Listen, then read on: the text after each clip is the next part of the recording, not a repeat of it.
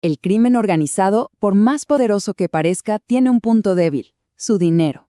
Hoy vamos a desglosar la política criminal de Honduras para atacar precisamente ahí, en el lavado de activos, que es, al final del día, el verdadero motor que impulsa a estas redes criminales. Para entender bien la estrategia, primero hay que hacerse una pregunta que es clave. ¿Qué es lo que de verdad mantiene vivo al crimen organizado? Y la respuesta es esta: el flujo de dinero ilícito. El lavado de activos es como el sistema circulatorio de estas empresas criminales. Por eso, combatirlo no es solo un tema de justicia, es un asunto de seguridad nacional. Bien, este va a ser nuestro recorrido. Vamos a ver de dónde viene la amenaza, cómo se define el delito, quiénes están a cargo de la lucha, qué herramientas usan y, lo más importante, qué tan bien está funcionando todo. Empecemos por el principio. Para combatir el dinero sucio, primero hay que saber de dónde sale. Vamos a ver cuáles son las principales amenazas y entender el panorama del lavado de activos en Honduras. El dinero que se busca lavar en Honduras proviene principalmente de estas 5 fuentes. Hablamos del narcotráfico, por supuesto, pero también de la corrupción pública, la extorsión, la trata de personas y las actividades de las maras. Todo esto genera cantidades enormes de efectivo que necesita ser limpiado, y por eso son el objetivo número 1 de la política antilavado del país. Perfecto. Ahora que sabemos de dónde viene el dinero, veamos cómo la ley hondureña define exactamente el crimen de lavado de activos. Miren, el Código Penal de Honduras es muy amplio en esto. No se trata nada más de lavar el dinero. La ley castiga desde adquirir, poseer o usar, hasta transformar o simplemente ocultar bienes, siempre y cuando se sepa que vienen de un delito. Esto crea en la práctica una red legal bastante grande para intentar atrapar a cualquiera en la cadena. El proceso de lavado, en casi todo el mundo, sigue 3 pasos. Primero, la colocación: meter el dinero en efectivo al sistema financiero. Segundo, la estratificación. Aquí es donde se hacen un montón de transacciones complicadas para borrar el rastro. Y por último, la integración. El dinero vuelve, ya limpio, al criminal desde una fuente que parece totalmente legítima. Muy bien. ¿Y quiénes son los que se encargan de esta lucha? Pasemos ahora a conocer el andamiaje institucional, o sea, los actores clave en Honduras. Toda la estrategia se sostiene sobre estas leyes. Hay que destacar 2. La Ley Especial contra el Lavado de Activos, que es como el manual de instrucciones, y la Ley de Privación de Dominio, que es la herramienta más poderosa para quitarle los bienes al crimen. Estas 2 juntas le dan al Estado un poder de fuego considerable. En lo más alto de la pirámide estratégica está la CIPLAFT. Esta comisión no está en el día a día, sino que opera a un nivel macro, asesorando al Consejo Nacional de Defensa y Seguridad. Podríamos decir que son el cerebro que diseña la política nacional contra el lavado.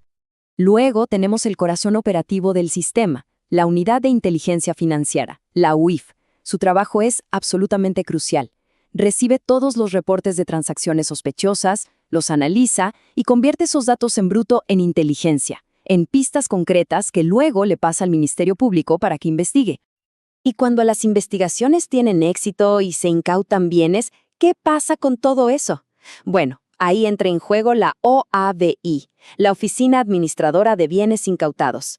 Es la agencia que se encarga de cuidar y administrar todo lo que se le quita a las organizaciones criminales. Ya conocemos a los jugadores, ahora veamos con qué juegan.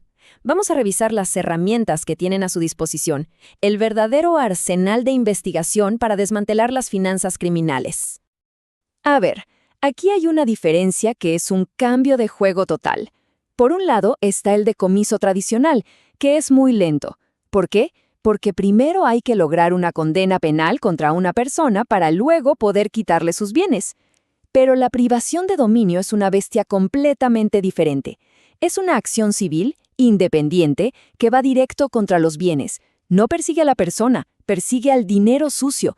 Esto permite atacar la riqueza criminal de forma mucho más rápida y directa, sin esperar una condena que puede tardar años. ¿Y qué tan poderosa es esta herramienta en la vida real? Este número habla por sí solo: 258 millones de lempiras. Esa fue la cantidad asegurada únicamente en el famoso caso de corrupción del Seguro Social, una cifra que demuestra el impacto real y millonario que puede tener la privación de dominio. Pero el arsenal no se queda ahí. La ley también permite usar técnicas de investigación más sofisticadas, como las entregas vigiladas, para seguir la ruta del dinero, o el uso de agentes encubiertos. Además, se exige un control mucho más estricto a clientes de alto riesgo, como las personas expuestas políticamente, las famosas PEP. Todo esto nos lleva a la parte final, y quizás la más importante, la evaluación de la efectividad. Vamos a poner en la balanza las fortalezas, las debilidades y a ver qué camino queda por delante. Ahora, la pregunta del millón. Con todo este andamiaje, ¿se están ganando los casos? Este gráfico nos muestra un desafío enorme. Fíjense en la primera barra, 40 requerimientos fiscales, es decir, 40 casos iniciados. Ahora vean las otras dos. Juntas suman 23 condenas. Hay una brecha gigantesca entre la cantidad de casos que se abren y los que de verdad terminan en una sentencia condenatoria. Este cuadro lo resume bastante bien. Por un lado, las fortalezas son claras, una ley de privación de dominio muy potente y una UIF con buena capacidad. Pero del otro lado, las debilidades pesan. Esa baja tasa de condenas que acabamos de ver, la falta de seguridad y recursos para fiscales y jueces, y un punto clave, huecos importantes en la supervisión de sectores no financieros como joyerías, casinos o incluso algunos profesionales que pueden ser usados para lavar dinero. Y ese último punto, ese reto cultural, queda perfectamente ilustrado con esta cita de un informe internacional. Básicamente dice que profesionales como abogados y notarios se resisten a su obligación de reportar operaciones sospechosas. Esto lo que demuestra es una falta de conciencia de que sus profesiones pueden ser un eslabón clave en la cadena del lavado, muchas veces sin siquiera saberlo. Entonces, si tuviéramos que resumirlo en una idea, sería esta. Honduras ha logrado construir un arsenal legal muy moderno para golpear las finanzas del crimen.